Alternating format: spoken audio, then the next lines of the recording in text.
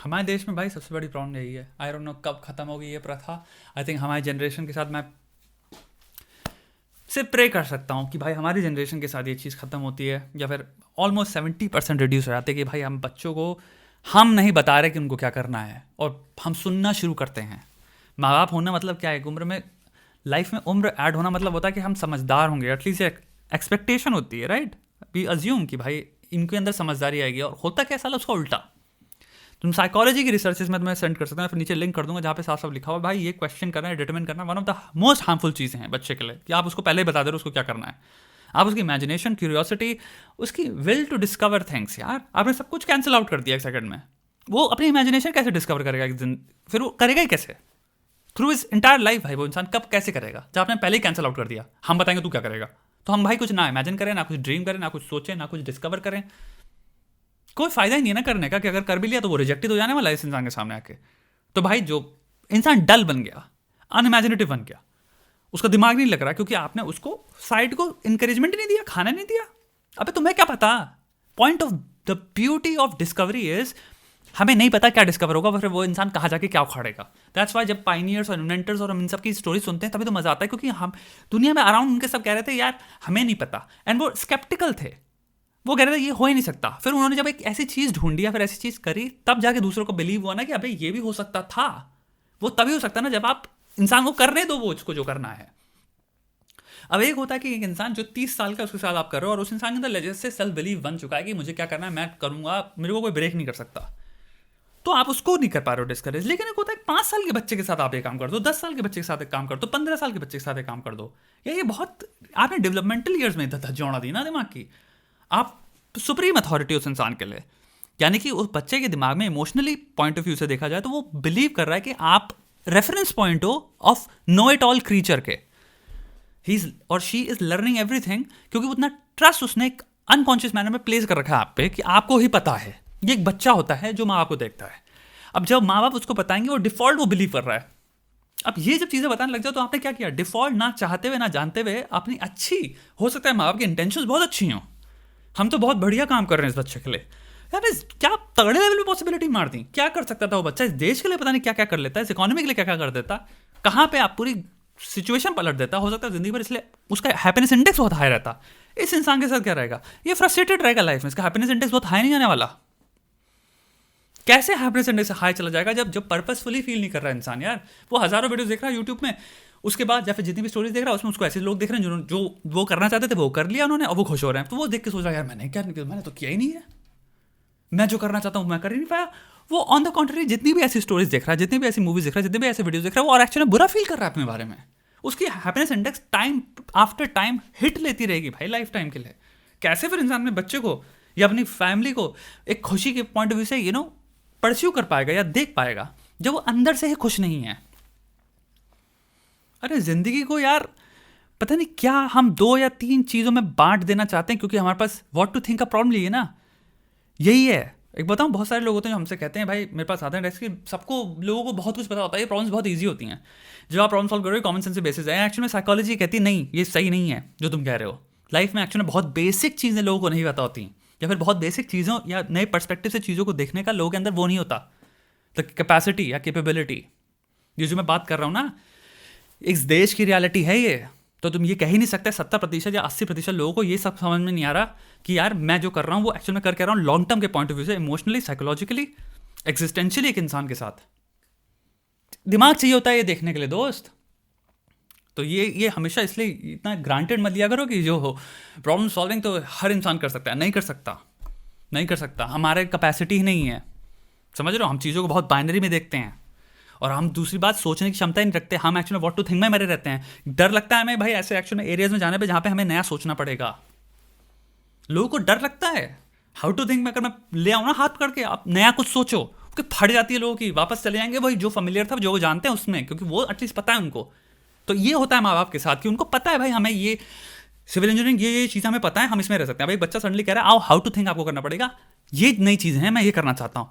वो उस एरिया के बारे में आपको पता ही नहीं है, ब्लैंक मार गए। तो वो डर के चक्कर में डिफॉल्ट वापस चले जाते हैं, इंस्टेड ऑफ कि भाई ठीक है नहीं बता तो इसका मतलब ये नहीं है कि भाई हम बच्चे को घसीट के वापस ले जाएं और जो हमें लगता है वही करेगा वो। मे बी आपको इस जगह पे रुकना है, और मे बी आप, अगर आपको नहीं पता तो आप अपने आप को एजुकेट कर सकते हो। आप आराम से गूगल खोल सकते हो, आपके पास साल हैं एजुकेट करने के लिए। वो कल नहीं बन जा रहा है कंप्यूटर साइंस या जो भी इंजीनियर बनना चाहता है वो, या जो भी करना चाहता है प्रोग्रामिंग, या जो भी इसको करना मन हो, उसको भी टाइम लगेगा।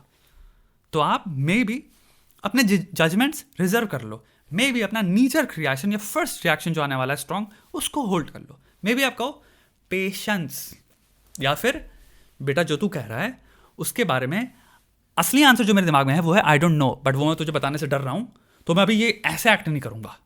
आई डोंट नो से इतना डर लगता है हमें कि मुझे पता नहीं है तुम जो बात कर रहे हो बच्चे, तो ना ही मैं अटैक करने वाला हूँ, ना ही मैं उस पर कोई टिप्पणी करूँगा। ये भी नहीं होता हमसे। और लोग कहते हैं भाई ह्यूमन के तो वो प्रॉब्लम सॉल्विंग तो बहुत ईजी चीज़ होती है, कोई भी कर ले। रियलिटी में आओ ना, रियलिटी में आओ। बायसेस की जरा लिस्ट देखो क्या है, कॉग्निटिव बायसेस कितने ज़्यादा होते हैं लोगों को, कहाँ से हो रहे हैं भाई अगर इतनी ईजिली हम सॉल्व कर लें चीज़ों को। फ्रस्ट्रेट मारता है यार चीज़ें ऐसे देख के भाई दिल में, क्योंकि हम एक नेशन की क्रिएटिव वैल्यू खत्म कर रहे हैं यार। जब ये समझ लो 50-60% घरों में ये चीज़ें होती हैं, सो हम इमेजिन नहीं कर सकते इसका ट्रू रेट कितने मिलियंस ऑफ किड्स के साथ हुआ है, जिनकी पूरी हमने एक इमेजिनेटिव, क्यूरियस और इकोनॉमिकल पॉइंट ऑफ व्यू से देखो हमने क्या लेवल पे मारी है अपने देश की खुद ही, ये सब कर करके कि। और फिर हम कहते हैं भाई इंडियंस बड़े मेहनती होते हैं। अबे ये मेहनत का क्या फ़ायदा है, ये डोंकी वाली मेहनत करवा रहे हो आप उनसे। जिसका मन नहीं है करने का वो पता है गधे की तरह मेहनत करेगा, क्योंकि उसकी क्यूरियोसिटी जीरो है इस चीज़ में। उसको बस करना पड़ रहा है क्योंकि मजबूरी में करना पड़ रहा है, उसको मज़ा नहीं आ रहा, तो वो घसीटा मार रहा है, वो लेबर कर रहा है। क्रिएटिव थिंकिंग तो एम्प्लॉय नहीं कर रहा हो, क्रिएटिव थिंकिंग तो वहाँ आती है जहाँ पे ऑटोमेटिकली आपका दिमाग सडनली चीज़ों को एक अलग तरीके से देखने की कोशिश करता है। उसके लिए इनिशिएटिव चाहिए अंदर से, प्री एग्जिस्टिंग इंटरेस्ट चाहिए, pre existing initiative taking ability चाहिए उस चीज़ में। यानी कि आप पहले से इन्वेस्टेड हो चीज़ में, आप घुसते हो और आप कहते हो ये रूम में क्या हो रहा है, आपकी एक्साइटमेंट हाई होती है, अटेंटिवनेस हाई होती है, आपको मजा आता है उस चीज़ में। आपको बोरिंग से बोरिंग लेक्चर भी आपका पता नहीं क्यों अटेंशन है उसमें, इंटरेस्ट आ रहा है, क्योंकि पता नहीं कैसे आपको वो चीज़ पसंद है। सोचो उस जगह पे वही इंसान क्या लेवल के अचीवमेंट मारेगा। और आपने एक इंसान जिसका उस चीज़ में 0% इंटरेस्ट था, उसने आपने बोरिंग लेक्चर में रख दिया, वो सो रहा है बैठ के, तो उसका वैसे इंटरेस्ट नहीं था, वो लेक्चर भी बोरिंग है। और बहुत इंटरेस्टिंग लेक्चर हुआ उसमें भी उसकी द कैपेसिटी ऑफ रिटेंशन जो है वो एक्चुअल में 50-30% ही है, इसलिए वो हमेशा एवरेज स्टूडेंट रहता है। वो रिटेंशन है उसकी स्लो है या कम है, क्योंकि उसका जेन्युइन इंटरेस्ट नहीं है उसमें। ऐसे समझो जिंदगी को। आई होप ये चीज़ माँ बाप देखें ये पूरा वीडियो और समझें चीज़ों को। आई अंडरस्टैंड अगर माँ बाप देख रहे हैं किसी के भी, आई एम सॉरी अगर मैं बहुत aggressive, if I am coming across की काफ़ी मैं अग्रेसिव लग रहा हूँ, यानी गुस्सैल लग रहा हूँ, मेरा वो इंटेंशन नहीं है।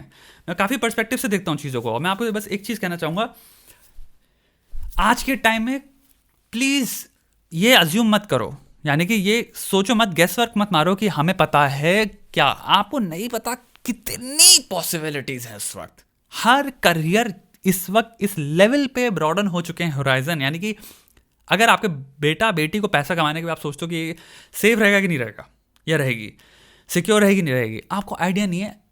इतने एवेन्यूज़ बढ़ गए हैं, एवेन्यू से मतलब इतने सारे तरीके, कमरे, चैनल्स बन चुके हैं कि वो इतना कमा सकते हैं इतने तरीक़ों से। घर बैठ के इंसान सिंपल लैपटॉप खोल के, आपका कोई भी स्किल हो, उसके 10 तरीके हैं कमाने के। पैसे को लेकर परेशान मत होना, अगर उसका इंटरेस्ट है पैसा तो वो दबा के कमा लेगा। ये मैं लिख के दे रहा हूँ आपको।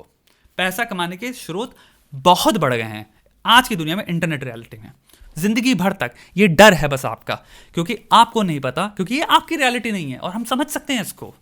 लेकिन जस्ट बिकॉज ये आपकी रियलिटी नहीं है, इसका मतलब ये नहीं कि आप इस रियलिटी को ज़्यादा जानते हो उस इंसान से जो इसमें पैदा हुआ है, या फिर हर उस इंसान से जो इस रियलिटी से ऑलरेडी ठोक के पैसा कमा रहा है और ज़िंदगी भर कमाता रहेगा। क्योंकि ये रियलिटी और बड़ी होने वाली है, ये आप भी जानते हो। टेक्नोलॉजी, इंटरनेट, सारी चीज़ें और बड़ी होने वाली हैं, कम नहीं होंगी, छोटी नहीं होंगी। और नेक्स्ट चीज़ आएगी, यानी जो भी चीज़ इंसान इस वक्त कर रहा है, जैसे मैं जो ये काम कर रहा हूँ, ये काम जो नई टेक्नोलॉजी आएगी उसके हिसाब से और बड़ा हो जाएगा। क्योंकि जो नई टेक्नोलॉजी आती है वो काम को ईजी करने के लिए आती है, उसको और ईजी बनाने वाली है, और कंफर्टेबल बनाने वाली है, और एक्सेसिबल बनाने वाली है, और कॉम्प्लिकेट करने वाली नहीं है। वो टेक्नोलॉजी वीड आउट हो जाती है। तो आप ऐसे समझो। आई होप जिसने भी देखा, बहुत लंबा वीडियो हो गया यार, रैंट भी बहुत लंबी हो गई, बट हो सकता है किसी को फ़ायदा मिले इससे, या फिर किसी को हिम्मत मिले। ठीक है।